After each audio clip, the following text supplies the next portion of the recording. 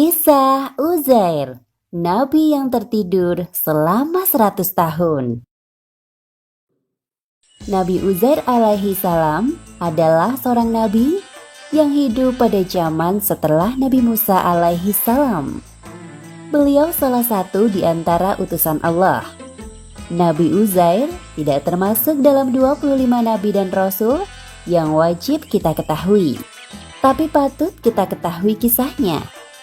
Diceritakan bahwa Nabi Uzair pernah ditidurkan oleh Allah Subhanahu wa Ta'ala selama 100 tahun sampai akhirnya dihidupkan kembali. Peristiwa ini disebutkan dalam Al-Quran, Surat Al-Baqarah ayat 259. Nabi Uzair diutus Allah untuk berdakwah kepada kaum Bani Israel. Pada waktu itu, keadaan kota hancur lebur pasca terjadi peperangan. Suasana kota seperti kota mati. Pemandangan yang sangat mengerikan. Sejauh mata memandang, tampak reruntuhan bangunan dan mayat bergelimpangan di mana-mana. Pada suatu hari, Nabi Uzair pergi keluar dari kota menunggangi keledainya. Ia membawa bekal berupa buah-buahan. Setelah berjalan beberapa kilometer, Nabi Uzair melihat sebuah pohon besar. Beliau memutuskan untuk melepas lelah di bawah pohon itu dan menambatkan keledainya di pohon lain. Nabi Uzair mengeluarkan bekal yang ia bawa. Kemudian memeras buah anggur untuk ia minum sambil merenung tentang keadaan kotanya yang hancur. Ia berkata pada dirinya sendiri, "Ya Allah, bagaimana caramu menghidupkan orang-orang yang sudah meninggal ini, yang telah menyatu dengan tanah, lalu engkau hidupkan mereka kembali di akhirat untuk diminta pertanggungjawaban atas perbuatannya." Matahari bersinar sangat terik, menambah rasa lelah dalam diri Nabi Uzair. Hembusan angin sepoi-sepoi membuatnya mengantuk. Allah Subhanahu wa Ta'ala mendengar ucapan Nabi Uzair, lalu mengirimkan malaikat maut untuk turun ke bumi dan mencabut ruh Nabi Uzair. Kira-kira kemana ya Nabi Uzair pergi? Aku sudah lama tidak melihatnya. Iya benar, terakhir kali aku melihat Nabi Uzair pergi bersama keledainya. Aku mendengar dari orang-orang bahwa ia sedang bertafakur di suatu tempat. Namun sampai sekarang ia belum kembali. Hari berganti menjadi minggu, minggu berganti bulan, dan seterusnya sampai 100 tahun berlalu. Orang-orang sudah mulai melupakan Nabi Uzair dan tidak membicarakannya lagi.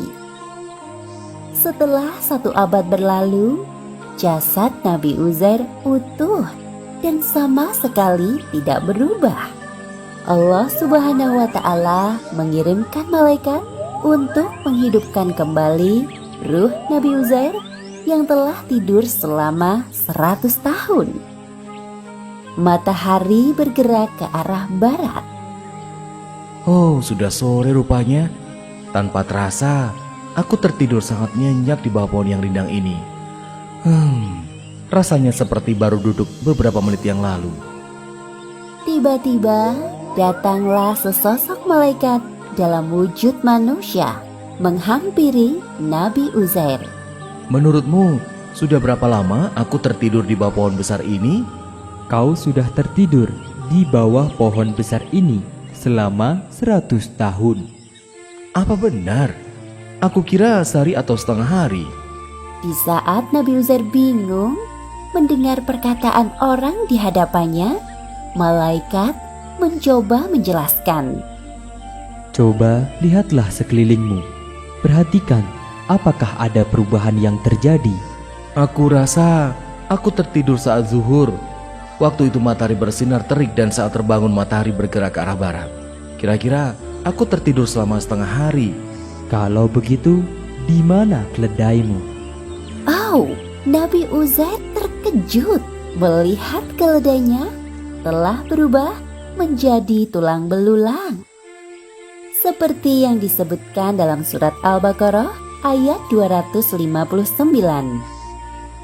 Allah berfirman, "Tidak, engkau telah tinggal 100 tahun. Lihatlah makanan dan minumanmu yang belum berubah, tetapi lihatlah keledaimu yang telah menjadi tulang belulang." Seketika itu angin bertiup kencang. Allah Subhanahu wa Ta'ala meniup tulang belulang keledai yang sudah hancur dan menyatukannya kembali utuh dan hidup.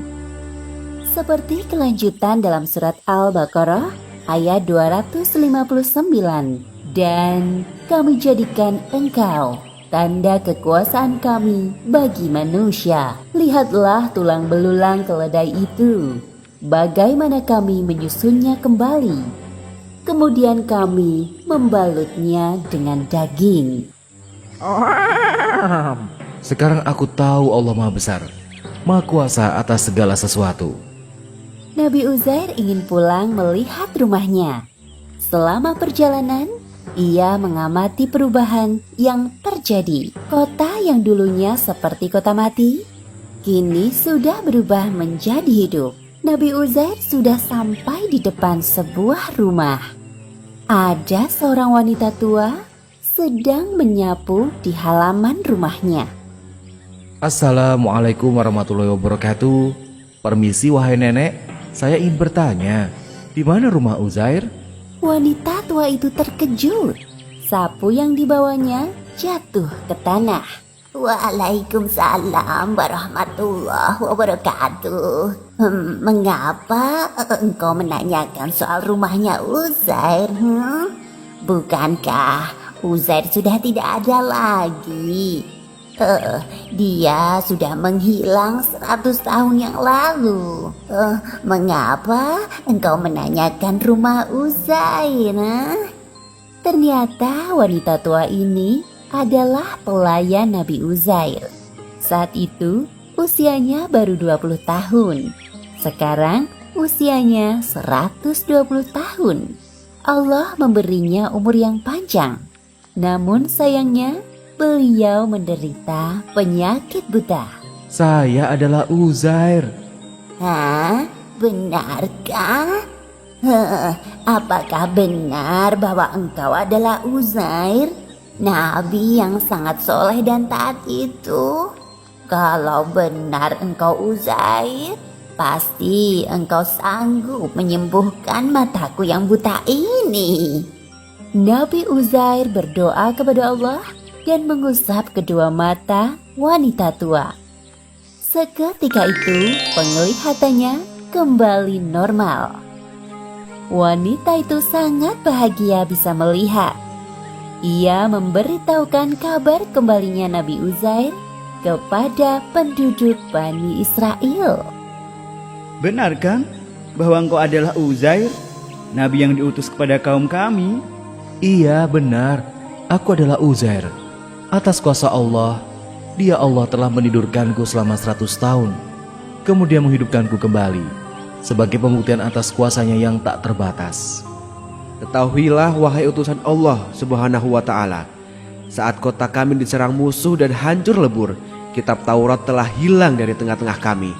Sudikah engkau mengajarkan pada kami isi kitab Taurat itu? Karena kami tahu bahwa engkau adalah satu-satunya orang yang hafal di luar kepala isi kitab Taurat. Nabi Uzair kembali ke tengah-tengah penduduk Bani Israel dan berdakwah kepada mereka. Beliau mengajarkan isi kitab Taurat yang dibawa oleh Nabi Musa alaihissalam dan membenarkan hal-hal yang melenceng dari syariat.